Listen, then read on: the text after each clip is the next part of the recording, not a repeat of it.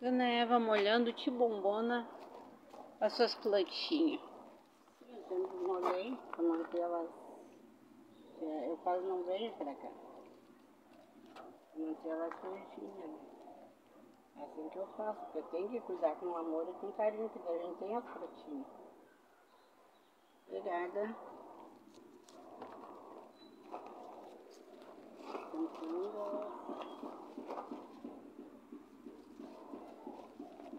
Deixa eu mostrar o que a Dona Eva estava mexendo aqui, ó. Aqui assim, ó, eu tampo e boto uma pedrinha, porque como é folha, elas estão em composição, ó. Elas vão sumir na terra. Então se bate um vento, elas voam. E assim elas vão manter a terra úmida, ó.